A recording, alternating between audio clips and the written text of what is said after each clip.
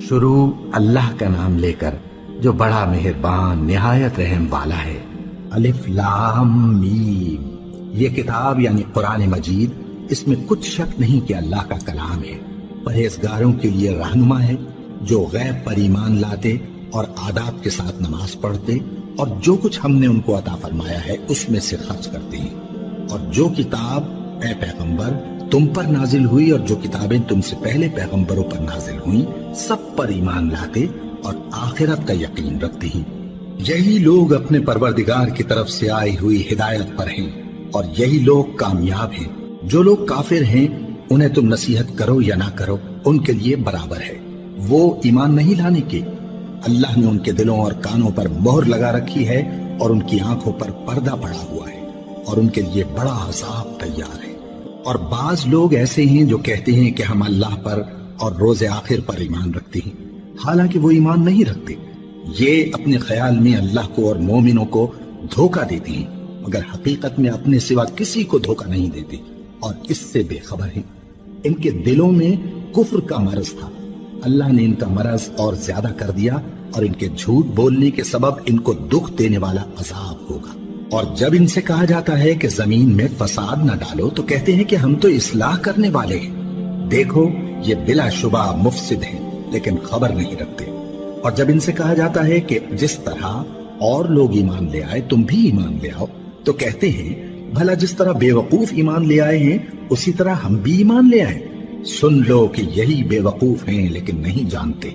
और ये लोग जब मोमिनों से मिलते हैं तो कहते हैं कि हम ईमान ले आए हैं और जब अपने शैतानों में जाते हैं तो उनसे कहते हैं कि हम तुम्हारे साथ हैं और मुसलमानों से तो हम हंसी किया करते हैं। इन मुनाफिकों से अल्लाह हंसी करता है और इन्हें मोहलत दिया जाता है कि शरारत और सरकशी में पड़े बहक रहे हैं। ये वो लोग हैं जिन्होंने हिदायत छोड़कर गुमराही खरीदी तो न तो इनकी तिजारत ही ने कुछ नफा दिया और न ये हिदायत याब ही हुए।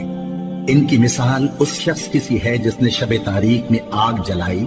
जब आग ने उसके इर्द गिर्द की चीजें रोशन की तो अल्लाह ने उन लोगों की रोशनी जायल कर दी और उनको अंधेरों में छोड़ दिया कि कुछ नहीं देखते।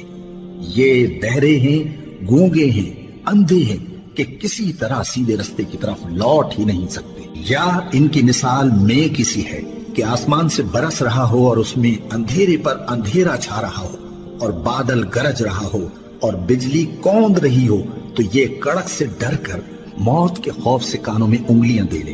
और अल्लाह काफिरों को हर तरफ से घेरे हुए है। करीब है कि बिजली की चमक इनकी आंखों की बसारत को उचक ले जाए। जब बिजली चमकती और इन पर रोशनी डालती है तो उसमें चल पड़ते हैं और जब अंधेरा हो जाता है तो खड़े के खड़े रह जाती हैं। और अगर अल्लाह चाहता तो इनके कानों की सुनवाई और आंखों की बीनाई दोनों को जायल कर देता। बिलाशुबा अल्लाह हर चीज पर कादिर है। लोगों अपने परवरदिगार की इबादत करो जिसने तुमको और तुमसे पहले लोगों को पैदा किया ताकि तुम उसके अजाब से बचो।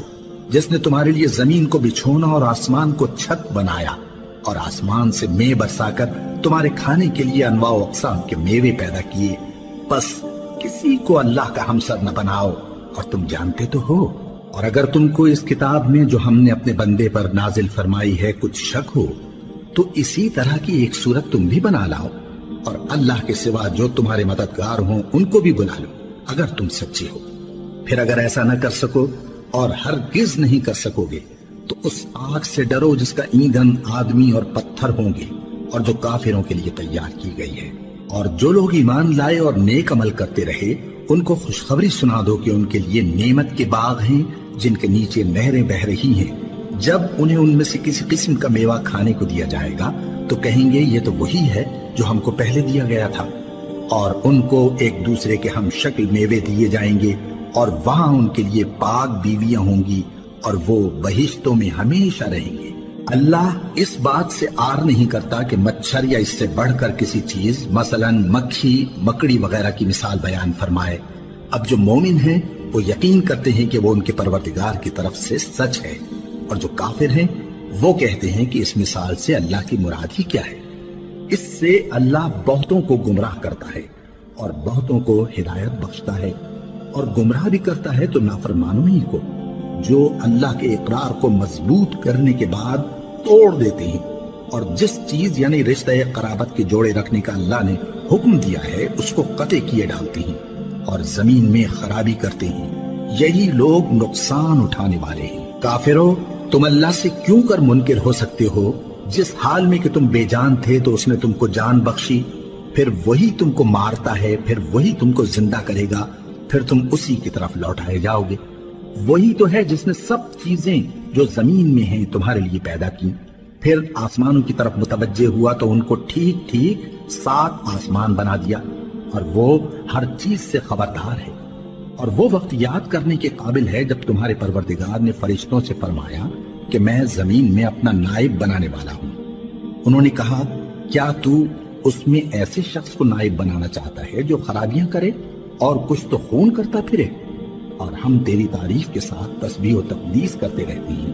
فرمایا، میں وہ باتیں جانتا ہوں جو تم نہیں جانتے۔ اور اس نے آدم کو سب چیزوں کے نام سکھائے، پھر ان کو فرشتوں کے سامنے کیا اور فرمایا کہ اگر سچے ہو تو مجھے ان کے نام بتاؤ۔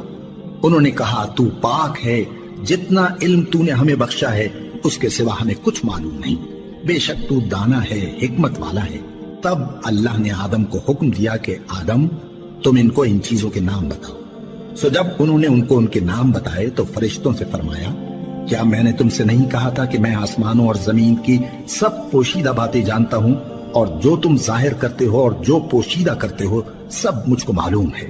اور جب ہم نے فرشتوں کو حکم دیا کہ آدم کے آگے سجدہ کرو تو وہ سب سجدے میں گر پڑے مگر شیطان نے انکار کیا اور غرور میں آ کر کافر بن گیا۔ اور ہم نے کہا کہ اے آدم، تم اور تمہاری بیوی بہشت میں رہو اور جہاں سے چاہو بے روک ٹوک کھاؤ پیو، لیکن اس درخت کے پاس نہ جانا، نہیں تو ظالموں میں ہو جاؤ گے۔ پھر شیطان نے دونوں کو اس درخت کے بارے میں پھسلا دیا اور جس عیش و نشاط میں تھے اس سے ان کو نکلوا دیا۔ تب ہم نے حکم دیا کہ بہشت بری سے چلے جاؤ، تم ایک دوسرے کے دشمن ہو، اور تمہارے لیے زمین میں ایک وقت تک ٹھکانہ اور معاش مقرر کر دیا گیا ہے۔ پھر آدم نے اپنے پروردگار سے کچھ کلمات سیکھے اور معافی مانگی تو اس نے ان کا قصور معاف کر دیا۔ بے شک وہ معاف کرنے والا ہے، بڑا مہربان ہے۔ ہم نے فرمایا کہ تم سب یہاں سے اتر جاؤ، جب تمہارے پاس میری طرف سے ہدایت پہنچے تو اس کی پیروی کرنا، کہ جنہوں نے میری ہدایت کی پیروی کی ان کو نہ کچھ خوف ہوگا اور نہ وہ غمناک ہوں گے، اور جنہوں نے اس کو قبول نہ کیا اور ہماری آیتوں کو جھٹلایا وہ دوزخ میں جانے والے ہیں اور وہ ہمیشہ اس میں رہیں گے۔ اے آل یعقوب، میرے وہ احسان یاد کرو جو میں نے تم پر کیے تھے، اور اس اقرار کو پورا کرو جو تم نے مجھ سے کیا تھا۔ میں اس اقرار کو پورا کروں گا جو میں نے تم سے کیا تھا، اور مجھی سے ڈرتے رہو۔ اور جو کتاب میں نے اپنے رسول محمد صلی اللہ علیہ وآلہ وسلم پر نازل کی ہے، جو تمہاری کتاب یعنی تورات کو سچا کہتی ہے، اس پر ایمان لاؤ اور اس سے منکر اول نہ بنو، اور میری آیتوں میں تحریف کر کے ان کے بدلے تھوڑی سی قیمت یعنی دنیاوی منفعت نہ حاصل کرو، اور مجھی سے خوف رکھو، اور حق کو باطل کے ساتھ نہ ملاؤ، اور سچی بات کو جان بوجھ کر نہ چھپاؤ، اور نماز پڑھا کرو اور زکوٰۃ دیا کرو، اور اللہ کے آگے جھکنے والوں کے ساتھ جھکا کرو۔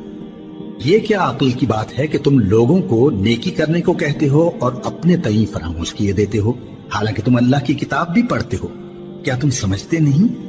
اور رنج و تکلیف میں صبر اور نماز سے مدد لیا کرو، اور بے شک نماز گراں ہے مگر ان لوگوں پر گراں نہیں جو عجز کرنے والے ہیں، جو یقین کیے ہوئے ہیں کہ وہ اپنے پروردگار سے ملنے والے ہیں اور اس کی طرف لوٹ کر جانے والے ہیں۔ اے یعقوب کی اولاد، میرے وہ احسان یاد کرو جو میں نے تم پر کیے تھے، اور یہ کہ میں نے تم کو جہان کے لوگوں پر فضیلت بخشی تھی۔ اور اس دن سے ڈرو جب کوئی کسی کے کچھ بھی کام نہ آئے، اور نہ کسی کی سفارش منظور کی جائے، اور نہ کسی سے کسی طرح کا بدلہ قبول کیا جائے، اور نہ لوگ کسی اور طرح مدد حاصل کر سکیں۔ اور ہمارے ان احسانات کو یاد کرو جب ہم نے تم کو قوم فرعون سے نجات بخشی۔ وہ لوگ تم کو بڑا دکھ دیتے تھے، تمہارے بیٹوں کو تو قتل کر ڈالتے تھے اور بیٹیوں کو زندہ رہنے دیتے تھے، اور اس میں تمہارے پروردگار کی طرف سے بڑی سخت آزمائش تھی۔ اور جب ہم نے تمہارے لیے سمندر کو پھاڑ دیا، پھر تم کو تو نجات دی اور فرعون کی قوم کو غرق کر دیا، اور تم